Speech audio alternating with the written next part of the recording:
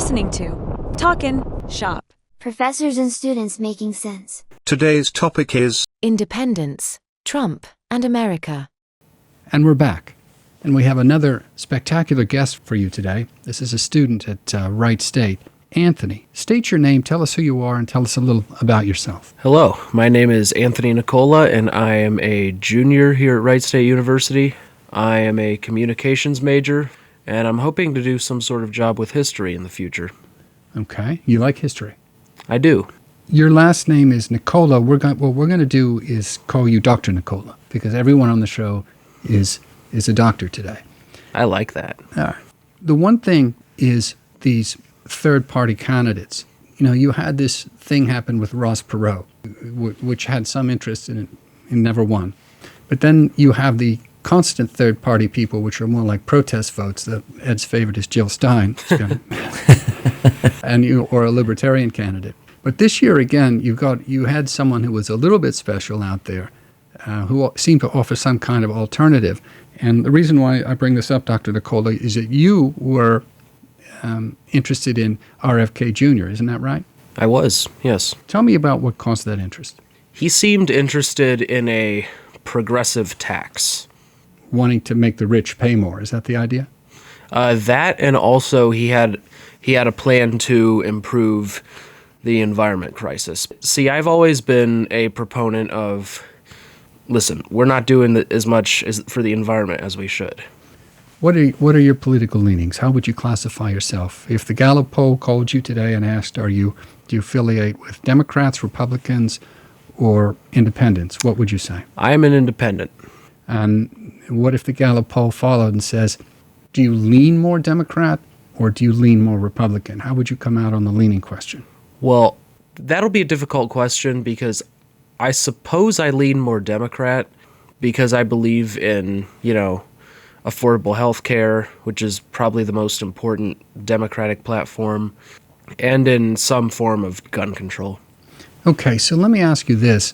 First of all, I thought your answer was great because true independents don't want to answer the leaning question, and Gallup forces that upon them. And so I thought it was good that you fought that. I'd fight it too myself.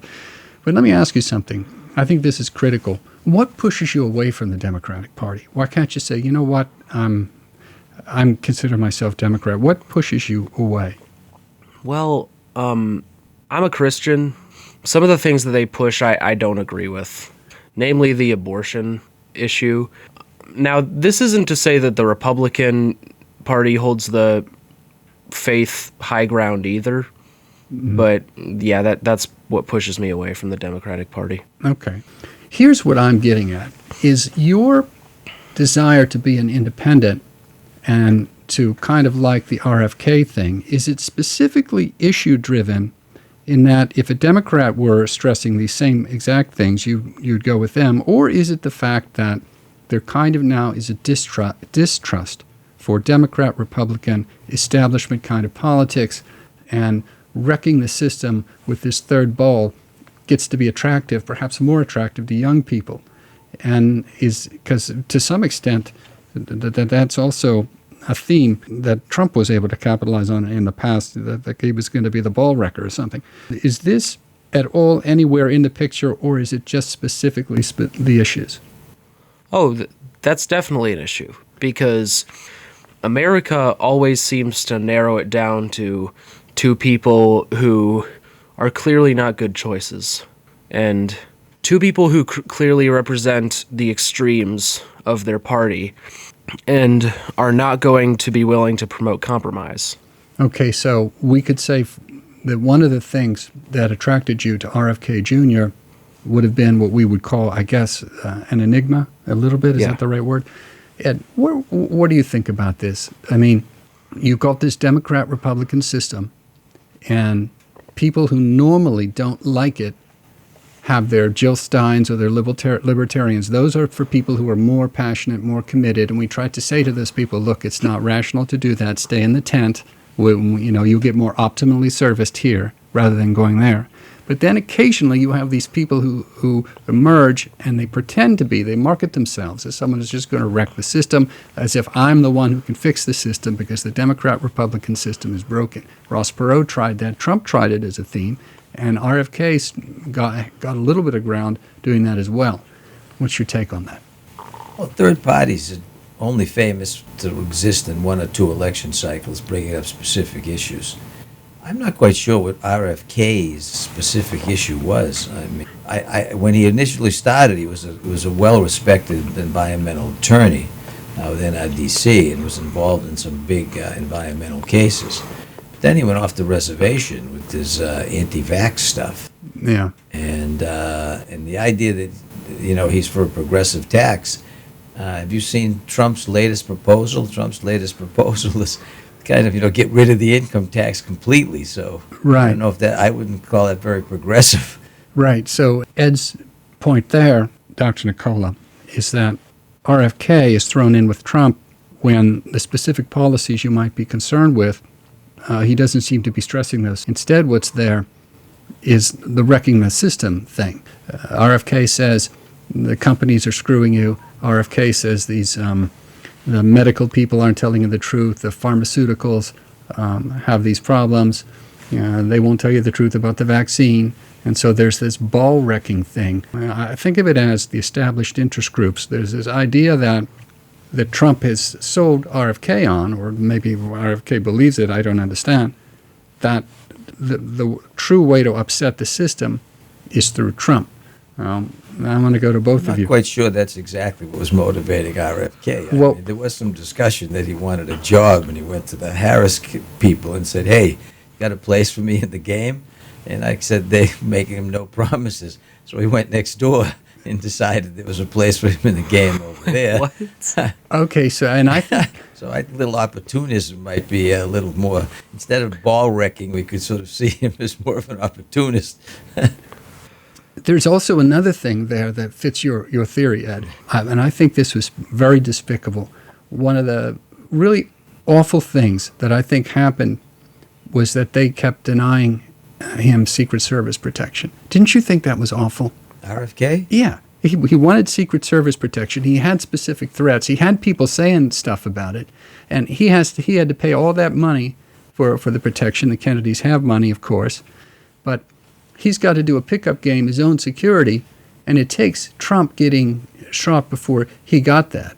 He got that protection. Yeah, that was unacceptable. And then once he dropped out, he lost that protection. So I think that was just horrible, and probably that has something to do with it as well. I would say that should have been a fact-based decision. The fact is, did he have credible threats or not? And secondly, are you going to extend Secret Service protection to all third-party candidates? I mean, so it may be fact-based if he had some specific facts that might have warranted it, but evidently the Secret Service didn't think it was warranted under the circumstances. Otherwise, you're going to have to ask, does Cornel West get it? Should Jill Stein get it? Should all the rest of them, because they're third parties, should Michelle Williams get it? Yeah. I never even heard of that, of her. Yeah. I would have given it to him because, first of all, I don't need someone sniping at another Kennedy. I know. Right. I knew you were going to say that. I knew you were going to say that. Okay, and so I would have given it on that basis. And secondly, he did have some credible threats, and it looked like it was politics. But, all right, Dr. Nicola, anything on any of that? Anything I didn't mean to leave you out.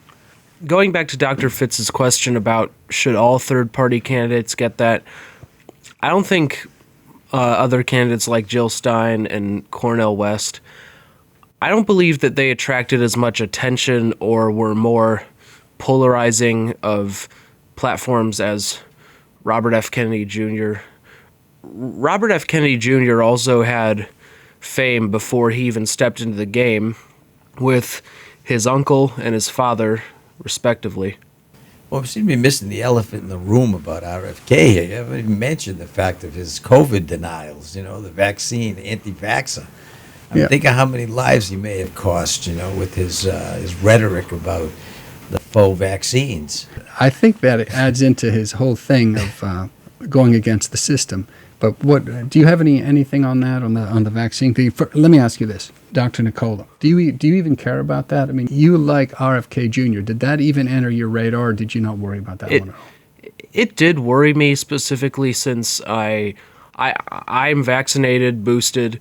I am very much pro-vaccine, so that did worry me a bit. But I figured that it would still make more sense than voting for either one who seemed to not effectively represent who we are as a country.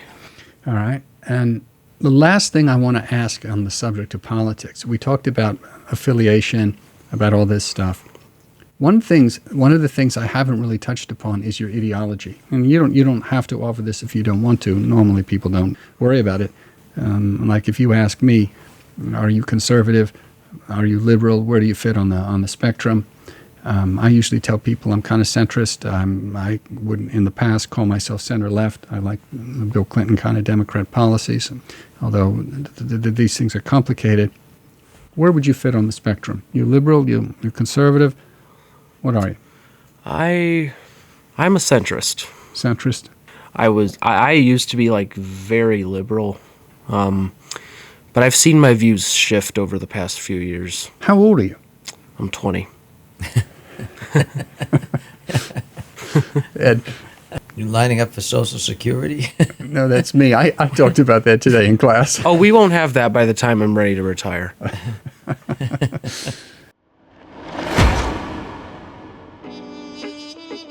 You are listening to Talkin' Shop. The next issue is Are Democrats in trouble? If this election turns out in a way that isn't so great for Democrats, one of the things that I think the party's going to have to ask itself is what is it doing that pushes people away? Because they need to grow the tent, not push people away. And there's some interesting Gallup surveys out there showing that those results now don't favor Democrats anymore. I don't know if you know that. The Gallup poll survey, the modal category was always independent, but Democrats still had the advantage over Republicans. And when they made the independents express a preference, Democrats still had an advantage among the leaners. But the way that is now is it's all deadlocked, it's all even. And the real question is, maybe Democrats need to figure out how they can get their tent larger and if they're pushing people away. Do you have any thoughts on that? Again, wouldn't that be dependent also on age groups? Because there's certain issues that appeal to young folks I'm sure. that are far more important than appeal to the older folks. Again, who you're asking the question of might be the determining factor there. You know, because they say the young person's issues are climate change, abortion, and gun control. Those are the big people for the young folks. So I would imagine that they would identify, if they declared themselves independent, more so with the Democratic Party, if those were the big issues. What would you say, Dr. Nicola? I definitely agree with what Dr. Fitzgerald has said. And what's also important to take into account is party realignment has always been a thing. Specifically, many of today's older Republicans were Democratic in their younger days, in their younger years. And I guess the question is, will this be the case with today's young Democratic voters? Will their views change over time? Here's the last issue. We're going to do this quickly around the table. We got this election coming up, and it's almost here. I want to go with predictions around the table. I want you to tell me who's going to win the presidency, and I want you to tell me what the spread's going to be in the popular vote, not the Electoral College, because tell me who's going to win the Electoral College, and then what the spread's going to be in the popular vote. Let's go to Dr. Nicola first. It will be very, very, very, very, very, very close. So you don't have a prediction? You don't have a feel? I think Harris will win by a hair. Like plus one or less? Yes. Okay. Harris wins the election and wins the popular vote by plus one or less is what Dr. Nicola's crystal ball has told us. What does your crystal ball tell us, Ed? I went 1948. I want to wake up when they thought Dewey was going to win everything, and Harry won it. Harry turns up, and I wake up in the morning, and Harry happens to be Kamala. No, the newspaper on that printed incorrectly. It said Dewey defeats Truman. Right. Well, Dewey was expected to win that race. Yeah, and, so. Harry pulled it out. Right, So, with all the general, if you're reading the media kind of vibe, they seem to be thinking that the Donald is a bit, has got a little bit of mo, but it's so close, it's very difficult to determine. So I'm hoping for 1948. It won't be. I can't see how Donald can win the popular vote. He's got a cap on who he can get. If he wins, this will be through the Electoral College. So if what I'm hearing you say in Dewey defeats Truman in the Harry Truman example is that you feel Harris is sort of behind the eight ball right now. You feel that Harris is in trouble, and that Not necessarily in trouble. I'm just catching the vibe from the media and the pundits that it seems to be that we got it through the convention, and Kamala thought she was walking on water at that point in time. The election were held then. I think all her supporters thought she would have won, 50 states and all the electoral votes. And now it's become very tight. And for some reason, as they're reading the polls, they seem to be finding that whatever the reading is, it's more sort of closer. Trump is not losing anything in the issue, and Kamala doesn't seem to be gaining. If I can gather the polls correctly, but again, we had this discussion last week that this isn't the gospel. But the fact is, from what I see on the media, it seems to me that the Donald has not been going up sizably, but the vibe is that, and I think his behavior also indicates that they think he's winning this race too. Yeah, because the way he's behaving is no one who thought they were losing this race would behave like he behaves. Right. In this campaign. Right. I like how you're looking behind the tea leaves to what they might be looking at and looking. I try to look at that stuff too. I will tell you and give you my prediction. Trump is going to win, and he's got a fair chance to win in the popular vote. I don't know that he will, but if he does, it'll be by 0.5. I'm going to go ahead and put a prediction on the table. Trump wins the popular vote by 0.5, and he's going to win the election. Okay? So you sign me down for that.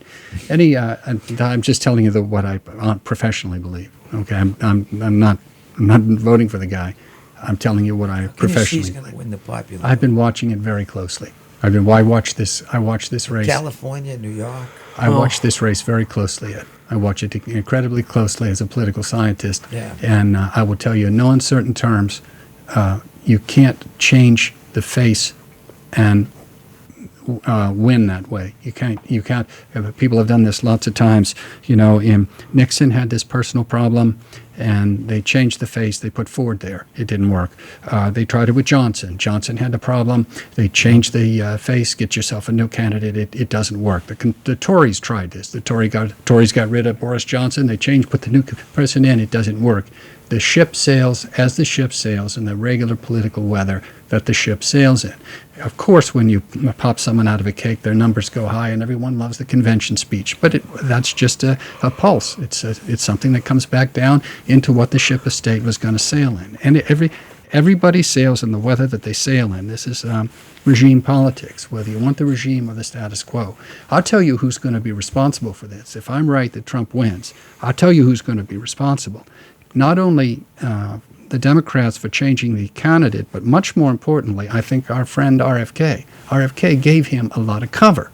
There's supposed to be this protest vote out there, so that instead of going for Trump, you'd go over for RFK. That's what I wanted to do. Right, that's what he would have done.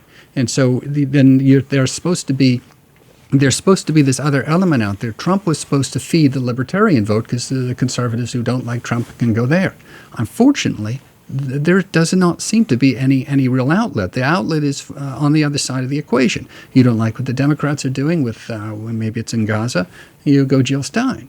So the problem is his what I call vote bleed. His vote bleed, I think, has been bandaged. You got the Band-Aid on there. So RFK in that is going to have a role in it. But again, if it turns out that I'm wrong on this, I'm going to look like a fool. But that's the way predictions are. I've given you my best job. I've made the best prediction I can professionally. You mark me down.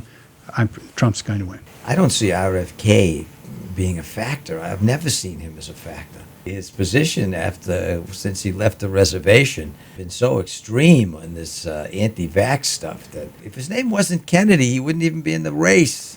The interesting thing is, the question is who does Ed not like more, Jill Stein or RFK Jr.? That'd be tough there to try to figure this out. Ed's not a Jill Stein person either. And we haven't even talked about the worm in the brain. We haven't talked about the bear cub in Central Park. Oh, yeah, we did that. We already did a show on that one. Yeah, we did. You got anything? We're out of time. You got anything left? No, I think we're good. All right. Thank you, Dr. Nicola, for coming in. You did a great job. I appreciate Thank you. everything you've done. Appreciate it. Thanks. We'll see you guys. That's a wrap.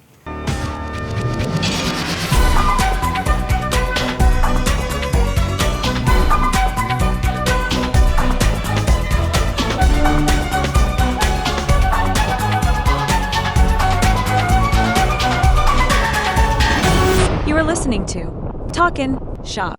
Professors and students making sense.